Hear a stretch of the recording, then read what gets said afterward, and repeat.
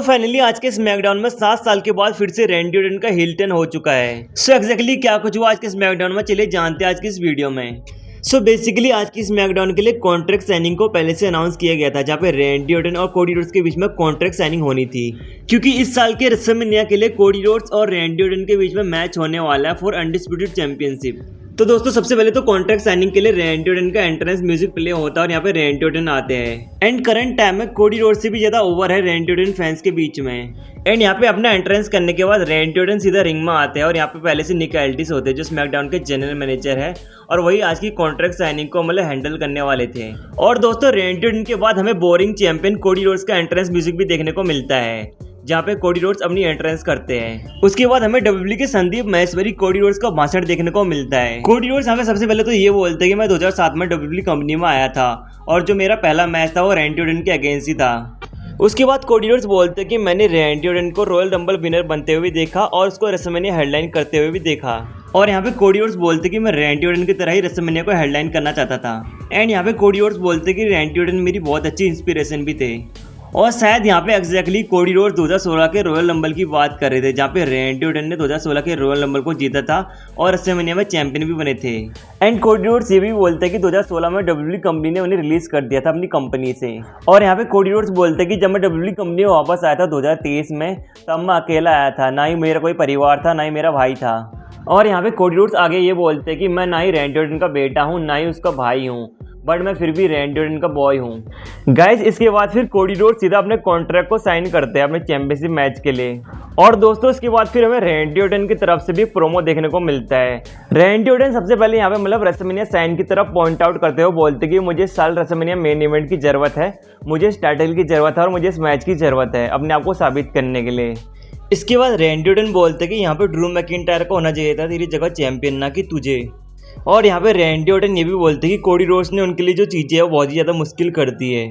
इसके बाद फिर कोडी रोड्स बोलते कि मैं इस साल के रेसलमेनिया में असली रैंडी ऑर्टन को फेस करना चाहता हूँ, रैंडी ऑर्टन के बेस्ट वर्जन को फेस करना चाहता हूँ। यहाँ पे कोडी रोड्स बोलते कि वो असली लेजेंड किलर को फेस करना चाहते हैं, ना कि उनके दोस्त रैंडी ऑर्टन को। और दोस्तों उसके बाद फिर रैंडी ऑर्टन अपने कॉन्ट्रैक्ट को साइन करते हैं मतलब उस मैच के लिए जो रेसलमेनिया में होने वाला है इन दोनों के बीच। एंड इन दोनों की रेसलमेनिया मैच के कॉन्ट्रैक्ट साइनिंग के बाद ये दोनों मतलब आपस में हाथ मिलाते हैं। इसके बाद फिर कोडी रोड्स रैंडी ऑर्टन को गले लगाने जाते हैं, बट यहाँ पे रैंडी ऑर्टन उल्टा उनके सर को पकड़कर उनको पटक देते हैं। और फिर रैंडी ऑर्टन आगे जाकर कोडी रोड्स को एक लो ब्लो भी लगाते हैं, जैसे पिछली साल एलिमिनेशन चैम्बर में जॉन सीना ने लगाया था कोडी रोड्स को। और अब यहाँ पे सभी को पता चल गया था कि भाई रैंडी ऑर्टन का हिल टर्न हो चुका है। और फिर रैंडी ऑर्टन यहाँ पे मतलब कोडी रोड्स के कपड़े फाड़ देते हैं और फिर वो कोडी रोड्स को पकड़कर मतलब रिंग के बाहर फेंक देते हैं और बाहर भी कोडी रोड्स के ऊपर अपने अटैक को कंटिन्यू रखते हैं रैंडी ऑर्टन। इसके बाद रैंडी ऑर्टन कोडी रोड्स को पकड़कर कमेंट्री टेबल के ऊपर फेंक देते हैं और फिर आगे जाकर रैंडी ऑर्टन रिंग साइड से मतलब स्टील स्टेप्स उठा लेते हैं और कोडी रोड्स के सीधा सर पे मार देते हैं उससे। और फिर यहाँ पे डब्ल्यूडब्ल्यूई के गोल्डन बॉय को बचाने के लिए डब्ल्यूडब्ल्यूई के स्मैकडाउन जनरल मैनेजर आते हैं निक एल्टिस, बट यहाँ पे रैंडी ऑर्टन उनको भी धक्का मार के भगा देते हैं वहाँ से। और फिर हम देखते हैं कि भाई कोडी रोड्स की जो हालत है बहुत ही ज़्यादा ख़राब होती है मतलब रैंडी ऑर्टन के अटैक के बाद, क्योंकि रैंडी ऑर्टन के अटैक की वजह से उनके मतलब शरीर से बहुत सारी ब्लीडिंग हो रही होती है। बट यहाँ पे भाई हमारे रैंडी ऑर्टन इतने बेरहम हो चुके थे कि भाई वो कोडी रोड्स को मतलब छोड़ते ही नहीं है, उनको उनका खून नहीं दिखता और उनको मारते जाते हैं। और फिर इसके बाद भाई पता नहीं रैंडी ऑर्टन को कौन से आइडिया आते हैं कोडी रोड्स को मतलब अलग तरीके से मारने के।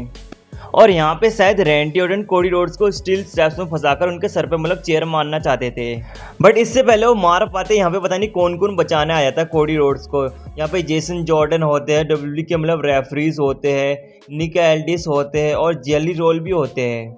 और रैंडी ऑर्टन के इस खतरनाक मतलब हील अवतार को देखकर सभी फैंस शॉक में हो चुके थे, भाई ये कौन सा रैंडी ऑर्टन आ गया है, ये तो 2009 के रैंडी ऑर्टन से भी खतरनाक लग रहा है।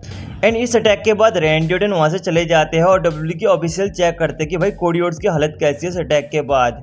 बट यहाँ पे सभी लोग भाई गलत थे, क्योंकि रैंडी ऑर्टन मतलब गए नहीं थे और वो ऑडियंस के बीच से आते हैं और स्टील चेयर लेके आते हैं अपने हाथ में। और यहाँ पे फिर रैंडी ऑर्टन अपने काम को पूरा करते हैं और वो कोडी रोड्स के सर में मारते हैं चेयर से।